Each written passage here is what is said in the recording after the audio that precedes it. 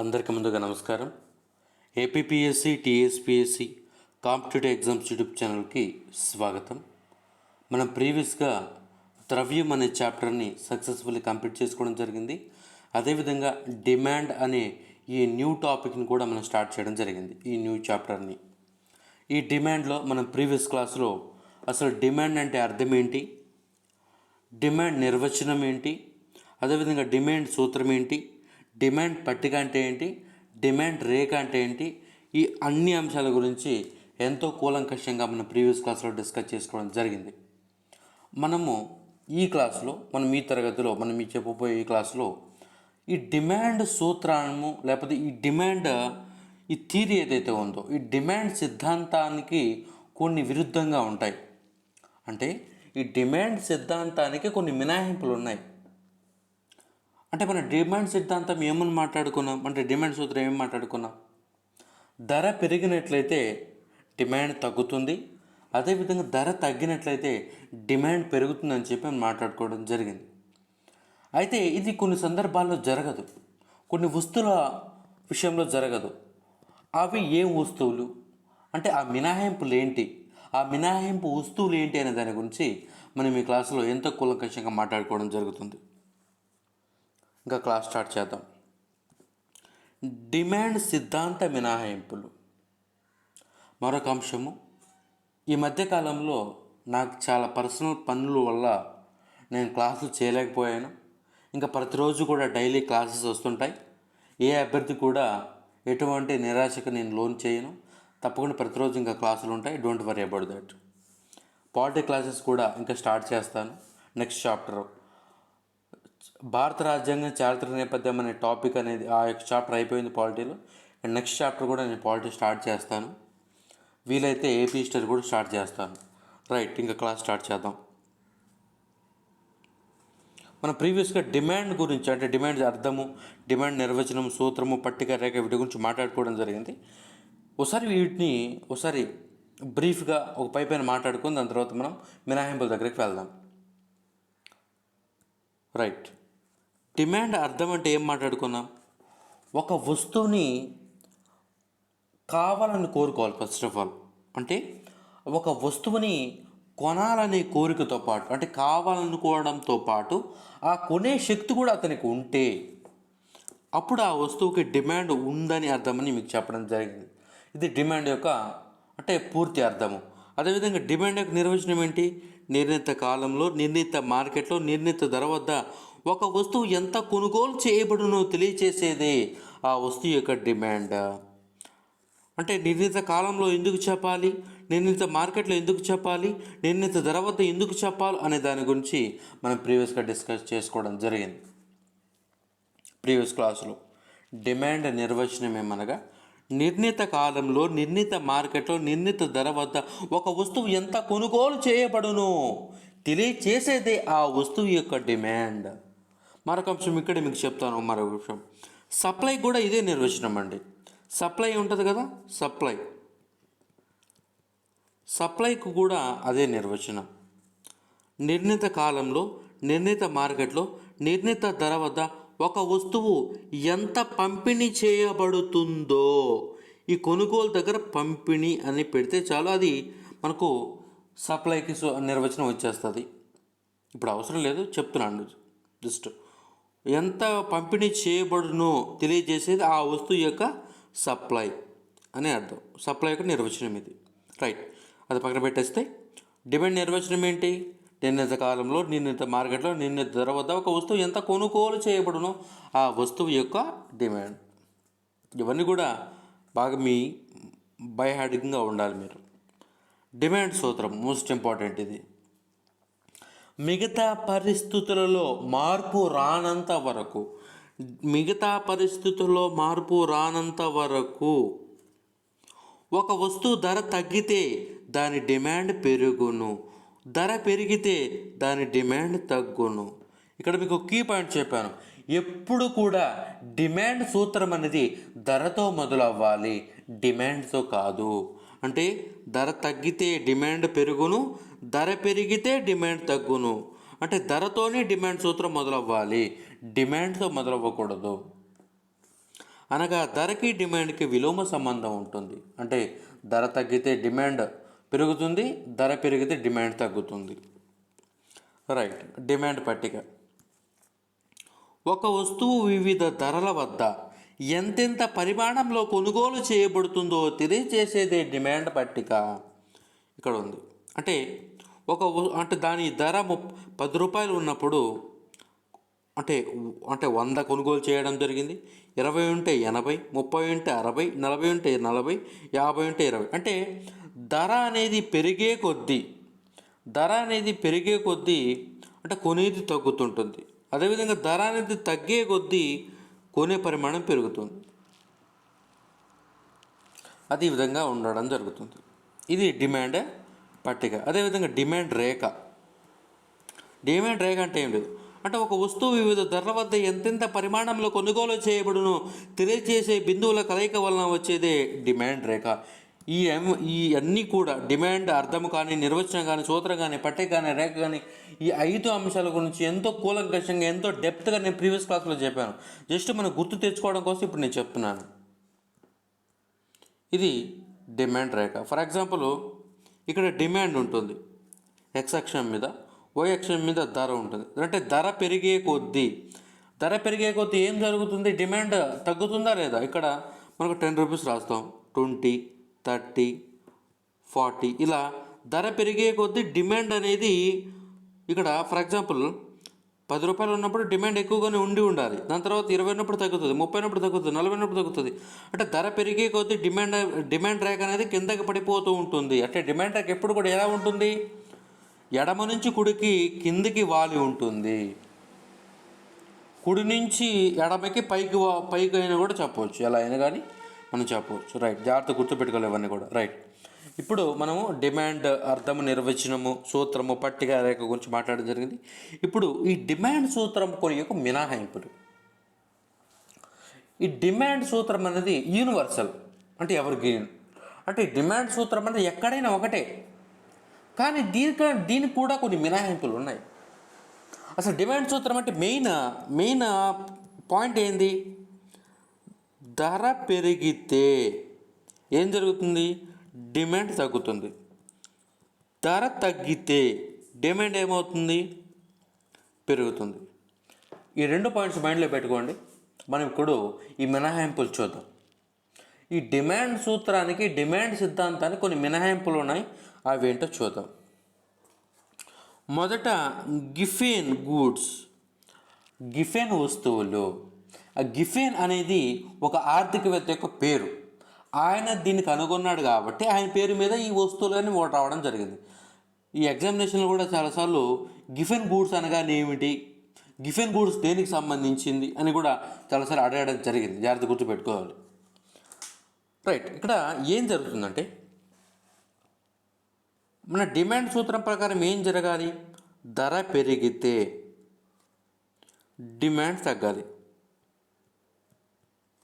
Right. ఇది natural phenomena, అంటే యాక్చువల్గా అలాగే జరుగుతుంది డిమాండ్ సూత్రం ప్రకారం. కానీ ఈ గిఫెన్ ఆయన ఏమన్నాడంటే, ఈయన బ్రిటన్లో ఒక సంఘటన చూశాడంట. అదేంటంటే బ్రిటన్లో మామూలుగా అక్కడ చలి ప్రాంతాలు కాబట్టి వారు ఎక్కువ రొట్టెలు తింటారు. రొట్టెలతో పాటు వారు ఎక్కువ ధనాన్ని, వారి యొక్క డబ్బుని రొట్టెల మీద, అదేవిధంగా మాంసం మీద వాళ్ళు ఖర్చు పెడతారు. అయితే ఒకసారి అమాంతంగా గోధుమ, అంటే ఆ రొట్టెల యొక్క ధర పెరిగిపోయింది. అంటే ఆ రొట్టెల యొక్క ధర అనేది బ్రిటన్లో ఒకసారి, ఇంగ్లాండ్ ఆ ప్రాంతంలో ఒకసారి అమాంతంగా పెరిగిపోయింది. యాక్చువల్గా ఒక వస్తువు ధర పెరిగితే ఏం జరగాలి? అంటే దాని డిమాండ్ తగ్గాలి. కానీ ఆ సందర్భంలో తగ్గలేదు. ఎందుకంటే అది నిత్యావసర వసతులు కాబట్టి, అవసరాలు కాబట్టి. ఫర్ ఎగ్జాంపుల్ మనమేం తింటాం? బియ్యం తింటాం. బియ్యము, చపాతి, రకరకాలు తింటాం. అంటే మనం మాట్లాడేది నిత్యావసరంగా రోజు మనం భోజనం చేస్తాం. భోజనం అంటే మనం అన్నం తింటాం. ఫర్ ఎగ్జాంపుల్ బియ్యము ధర పెరిగింది. ఫర్ ఎగ్జాంపుల్ ఇప్పుడు ఒక బస్తా, ఒక బ్యాగ్ అనేది ఒక 1000 రూపాయలు అనుకుంటే అది 2000 పెరిగింది. 2000 పెరిగినంత మాత్రాన ఎవరు తినకుండా ఉంటామా? ఎవరు కొనకుండా దాని డిమాండ్ తగ్గుతుందా? తగ్గదు. ఎందుకంటే అది నిత్యావసర వస్తువు, ఖచ్చితంగా దాన్ని కొనాల్సిందే. 7-8 నెలల క్రితము ఒక ఆయిల్ ప్యాకెట్ ఫ్రీడమ్, అది సన్ఫ్లవర్ ఆయిల్ ప్యాకెట్ 100 రూపాయలు ఉండేది, ఇప్పుడు 60 పెరిగింది. 60 పెరిగినప్పటికీ 160, 170 పెరుగుతుంది ఒక సన్ఫ్లవర్ ఆయిల్ ప్యాకెట్, వంట ఆయిల్. అయినప్పటికీ దాని ధర పెరిగినప్పటికీ దాని డిమాండ్ ఏం తగ్గలేదు. కొనేవాళ్ళు ఎట్టగా అంటే అది అవసరం కాబట్టి. ఈ నూనె అనేది మార్నింగ్ లేచినప్పటి నుంచి రాత్రి అంటే చపాతీలు చేసినంత వరకు ఆ నూనె అవసరం కాబట్టి. ఈ నిత్యావసర అంటే వీటి యొక్క ధరలు పెరిగినప్పటికీ ప్రజలు వాటిని కొనుగోలు చేయకుండా మానరు. అంటే వీటి ధర పెరిగినప్పటికీ వాటి డిమాండ్ తగ్గదు. అంటే యాక్చువల్గా డిమాండ్ సూత్రం ఏంటి? ఏదైనా ఒక వస్తువు ధర పెరిగితే డిమాండ్ తగ్గాలి, అది డిమాండ్ సూత్రం. కానీ ఇక్కడ దానికి ఆపోజిట్లో జరుగుతుంది. కాబట్టి దీన్ని గిఫెన్ వైపరీత్యం అంటారు. గిఫెన్ వైపరీత్యము, పిగు వైపరీత్యం మీకు చెప్పడం జరిగింది. ఎక్కడ? జాతీయ ఆదాయ గణన సమస్యల్లో గృహిణి సేవలు లెక్కించకూడదు అనే సందర్భంలో దాని గురించి మాట్లాడింది పిగు అని చెప్పి దాని పిగు వైపరీత్యం అని చెప్పడం జరిగింది. అంటే యాక్చువల్గా ఉన్నదానికి విరుద్ధంగా జరిగితే దాని వైపరీత్యం అంటారు. ఇక్కడ కూడా డిమాండ్ అనేది అంటే ధర పెరిగినప్పటికీ డిమాండ్ అనేది తగ్గలేదు. కాబట్టి దీన్ని గిఫెన్ వైపరీత్యము లేకపోతే గిఫెన్ గూడ్స్ అని అంటారు. గిఫెన్ గూడ్స్ అంటే ఏమీ లేదు, నిత్యావసర వస్తువులు అని అర్థం. ఇక్కడ బుక్లో ఏమి ఇచ్చారో చూద్దాం. పేదలు వాడే నిత్యావసర వస్తువులు ధరలు పెరిగినా దాని డిమాండ్ తగ్గదు, సరికదా పెరుగును. అంటే ఏంటి? ఫర్ ఎగ్జాంపుల్, ఈరోజు ఒక బియ్యం బస్తా ధర 1000 రూపాయలు ఉన్నాయి, 1000 రూపాయలు ఉంది. రేపు 1200, ఎల్లుండి 1300. ఇలా రోజుకు దాని యొక్క ధర పెరుగుతుంది. అలా పెరిగినప్పుడు సాధారణంగా మనకేమనిపిస్తుంది? ఇది ఇంకా పెరిగిపోతుంది, ఇంకా పెరిగిపోయేసరికి ఎక్కువ కొంటున్నారు. అంటే ఈరోజు 1000 రూపాయలు ఉంది, రేపు 1200, ఆ తర్వాత 1300. ఇలా రోజుకు ఆ యొక్క బియ్యం బస్తా ధర పెరుగుతుంది. కాబట్టి ఆల్రెడీ ఇంట్లో బియ్యం ఉన్నవాడు కూడా వచ్చే నెల కోసము ఒక బస్తా ఎక్స్ట్రా కొని ఇంట్లో పెట్టుకుంటాడు. అంటే ధర పెరిగితే ఏం జరగాలి? డిమాండ్ తగ్గాలి. ఇక్కడ ఏం జరుగుతుంది? డిమాండ్ పెరుగుతుంది. అంటే భవిష్యత్ అవసరాల కోసం మరింత ధర పెరుగుతుందని ముందు జాగ్రత్తగా వీళ్ళు ఏం చేస్తారంటే ఎక్కువ కొన్ని ఇంట్లో పెట్టుకుంటారు. అంటే ఈ రకంగా యాక్చువల్గా ధర పెరిగితే ఏం జరగాలి? డిమాండ్ తగ్గాలి. కానీ డిమాండ్ తగ్గడం పక్కన పెట్టి డిమాండ్ పెరుగుతుంది. ఏ సందర్భాల్లో? నిత్యావసర వస్తువుల సందర్భాల్లో. అనగా ధర పెరిగితే డిమాండ్ తగ్గడానికి బదులు డిమాండ్ పెరుగుతుంది. అంటే డిమాండ్ సూత్రం వర్తించలేదు. ఇంగ్లాండ్లో సామాన్యులు వాడే రొట్టె ధర పెరిగినప్పుడు రొట్టె డిమాండ్ తగ్గలేదు. ఈ విషయాన్ని మొదటగా సర్ రాబర్ట్ గిఫెన్ తెలియచేయడంతో దీన్ని గిఫెన్ వైపరీత్యము లేదా గిఫెన్ వస్తువులని పిలుస్తారు. గిఫెన్ వస్తువులు అంటే ఏమిటి అని ఎగ్జామినేషన్ అడగవచ్చు. ప్రీవియస్గా చాలాసార్లు ఎన్టీపీఎస్సీ అలాంటి వాటిలో అడిగి ఉన్నారు. గిఫెన్ గూడ్స్ అనగా నిత్యావసర వస్తువులు అని అర్థం. గిఫెన్ గూడ్స్ అనేవి దేనికి సంబంధించినవి? డిమాండ్ సిద్ధాంతం యొక్క మినహాయింపులకు సంబంధించింది. అర్థమైందని ఆశిస్తున్నాను. Giffen goods, sir Robert Giffen ఈయన దీని గురించి మాట్లాడారు కాబట్టి ఆయన పేరు మీద దీనికి గిఫెన్ గూడ్స్ అని కూడా నిత్య వ్యవస్థలోకి రావడం జరిగింది. నెక్స్ట్, గౌరవ సూచిక వస్తువులు, status symbol goods. Status symbol goods అంటే ఇవి కొన్ని వస్తువులు. అంటే గౌరవ సూచిక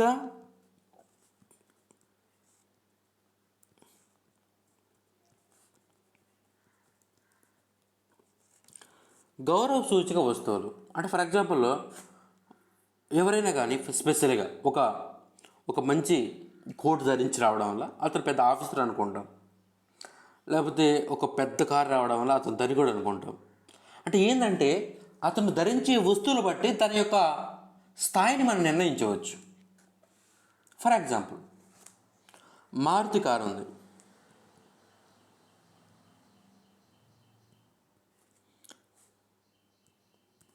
మారుతి సుజుకి కార్, అదేవిధంగా ఆడి. ఈ మారుతి కార్ ఎంత ఉంటుంది? ఫర్ ఎగ్జాంపుల్ ఒక 5-6 లక్షలు అనుకుందాం. ఆడి ఎంత ఉంటుంది? ఇది కనీసము ఒక ₹1,00,000 అనుకున్నాం. తక్కువ ఉండొచ్చు, ఎక్కువ ఉండొచ్చు, ఎంత అనుకో దాని స్పెసిఫికేషన్స్ బట్టి ఒక ₹1,00,000 అనుకుందాం. ఈ మారుతి సుజుకి అనేది ప్రతి ఒక్కరి దగ్గర ఉంటుంది. అంటే ఫర్ ఎగ్జాంపుల్ మార్కెట్లో చూస్తే 70-80% ఈ మారుతి సుజుకి లాంటి ఇవి మారుతి సుజుకి అనేవి ఒక మధ్యతరగతి వ్యక్తికి అంటే తగినట్టు ఉంటాయి వీటి ధరలు కూడా. ఈ ఆడి కార్ అనే ఈ 2 కార్లు ఒకటే, 2 ఒకేలాగా ఉంటాయి, రెండిట్లో ఏసీ ఉంటుంది, రెండిట్లు బాగానే పోతాయి, 2 ఓకే. కానీ ఈ ఆడి కారు కానీ, రేంజ్ ఓవర్ కారు కానీ, ఫెరారీ కారు కానీ ఇవి ఏంటి ఎక్కువ ధర ఉంటాయి. కొన్ని కోట్లు ఉంటాయి, 1,50,00,000 ఉంటాయి, 2 కోట్లు ఉంటాయి, 3 కోట్లు ఉంటాయి. అంటే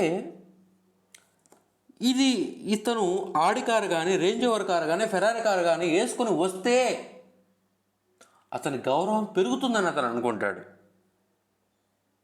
అంటే మార్కెట్లో ఎవరి దగ్గర లేదు అది. అంటే అంత పెట్టి ఎవరు కొనడు, సామాన్యుడు ఎవడు కొనడు. అంటే ఎవరైనా కొనాలనుకుంటే మారుతి కారు లేకపోతే ఏదైనా మిగతాది ఓ చిన్న కార్లో తక్కువ ధరలో 10 లక్షల లోపు కొంటాడు, మహా అయితే 20 లక్షలు. కానీ కోట్లు పెట్టి ఎవరు కార్లు కొంటారు కదా, సామాన్యుడు కష్టపడి పనిచేసిన వాడైతే.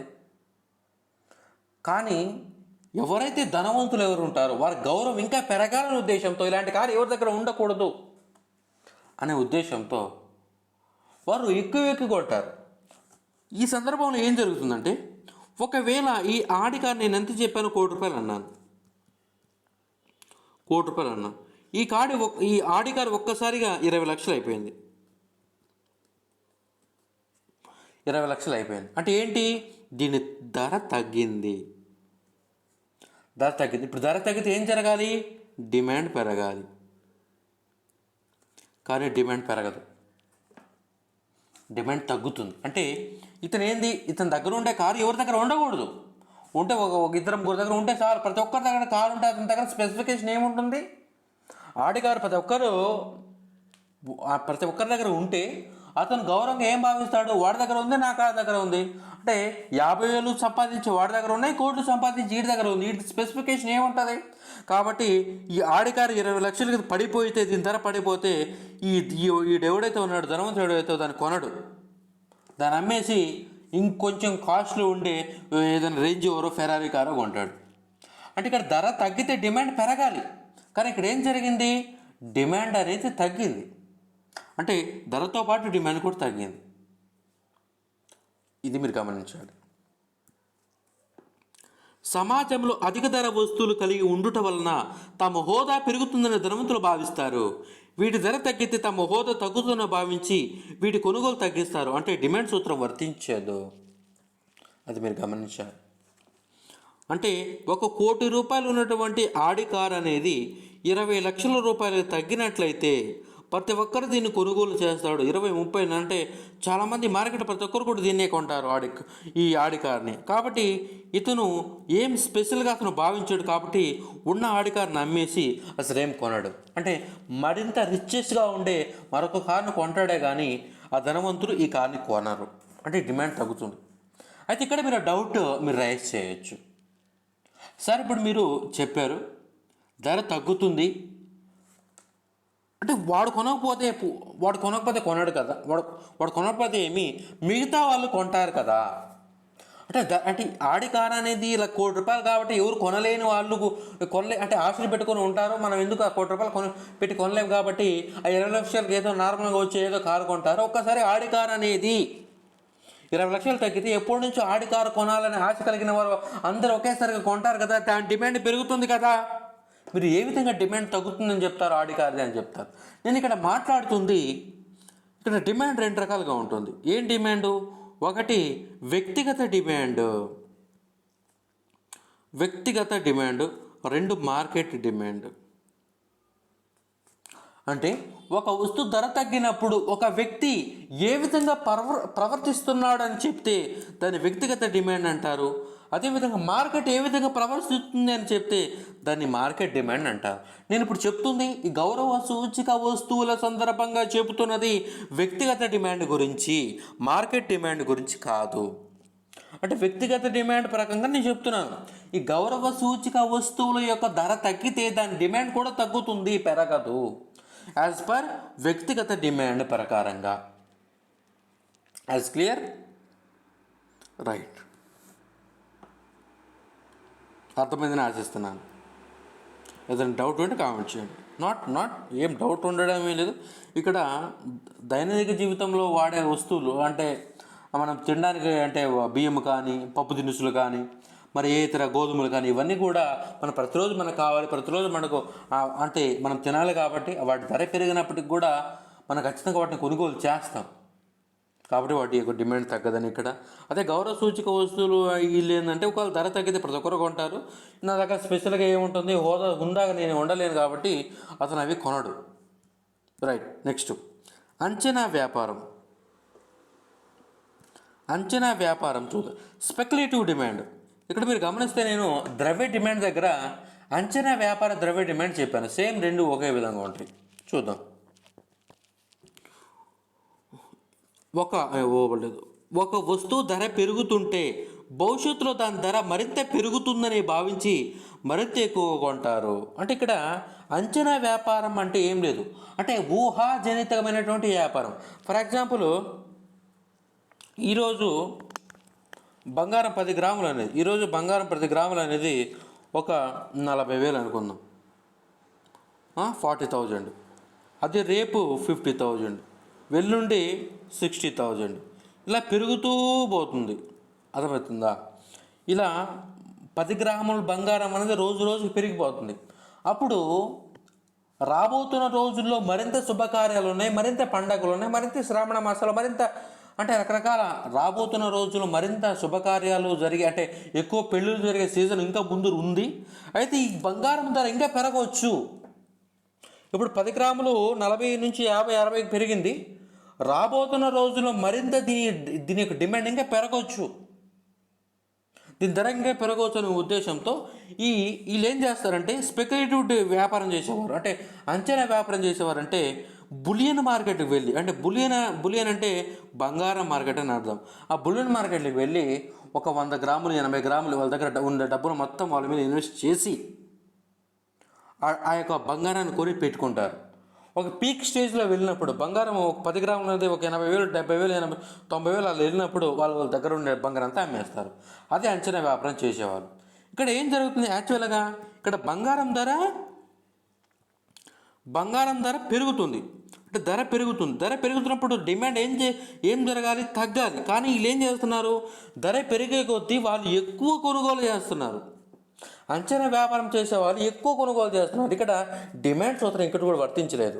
అంటే ధర పెరిగే కొద్దీ డిమాండ్ తగ్గాలి, ఎవరు కొనకుండా ఉండాలి. ధర పెరుగుతుందని ఈ అంచనా వ్యాపారస్తులు ఎక్కువ కొంటారు బంగారాన్ని, కొని ఒక పీక్ స్టేజ్లో దాన్ని అమ్మేస్తారు. అంటే అంచనా వ్యాపారం విషయంలో కూడా డిమాండ్ సూత్రం పని చేయలేదు. ఇది మీరు గమనించాలి. గిఫెన్ గూడ్స్ నిత్యావసర వస్తువులకి డిమాండ్ సూత్రం వర్తించదు. అదేవిధంగా గౌరవ సూచిక వస్తువులకి డిమాండ్ సూత్రం వర్తించదు. అదేవిధంగా అంచనా వ్యాపారం చేసే వారి విషయంలో కూడా ఈ డిమాండ్ సూత్రం వర్తించదు. ఇవి డిమాండ్ సూత్రం యొక్క మినహాయింపులు. రైట్. ఇది టోటల్గా మనం నెక్స్ట్ క్లాస్లో అత్యంత కీలకమైనటువంటి టాపిక్ డిమాండ్లో ధర డిమాండ్ వ్యాక్ వచ్చేద్దాం. ప్రైస్ ఎలాస్టిసిటీ ఆఫ్ డిమాండ్ అని ఈ టాపిక్ని మనం నెక్స్ట్ డిస్కస్ చేయబోతున్నాం.